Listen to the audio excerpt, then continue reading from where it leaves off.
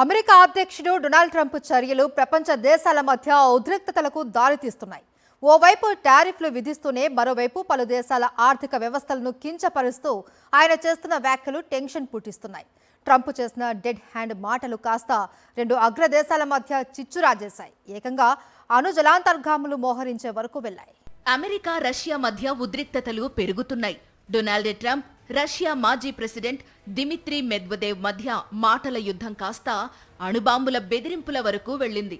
తమ దేశాన్ని dead hand economy అని ట్రంప్ అనడాన్ని మెద్వదేవ్ తప్పుబట్టారు. ఇలా వ్యాఖ్యానించి అమెరికా ప్రమాదాన్ని కొని తెచ్చుకుంటోందని హెచ్చరించారు. డెడ్ హ్యాండ్ ఎంత ప్రమాదకరమైందో తెలుసుకోవాలన్నారు మెద్వదేవ్. మెద్వదేవ్ చేసిన డెడ్ హ్యాండ్ హెచ్చరికలను తీవ్రంగా పరిగణించారు అమెరికా అధ్యక్షుడు డొనాల్డ్ ట్రంప్. వెంటనే రష్యా సమీపంలో 2 అణు జలాంతర్గాములను మోహరించారు. రష్యాతో తాము ఎలాంటి వ్యాపారం చేయడం లేదని నోరు జారొద్దన్నారు ట్రంప్.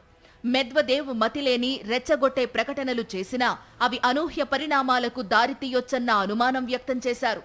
నిజంగా అలాంటి పరిస్థితి తలెత్తితే ధీటుగా స్పందించేందుకే జలాంతర్గాములను మోహరించామన్నారు అమెరికా అధ్యక్షుడు. రష్యా సమీపంలో 2 జలాంతర్గాములను మోహరించడంపై ఆ దేశం కూడా ధీటుగా ప్రతిస్పందించింది. అమెరికాను ఎదుర్కొనేందుకు తమ వద్ద కూడా తగినన్ని న్యూక్లియర్ సబ్మెరైన్స్ ఉన్నాయని రష్యా పార్లమెంటు సభ్యుడు విక్టర్ వోడోలాట్స్కీ ప్రకటించారు. అంతేకాదు, మహాసముద్రాల్లో యుఎస్ జలాంతర్గాముల సంఖ్య కంటే తమ దేశానివే ఎక్కువగా ఉన్నాయన్నారు.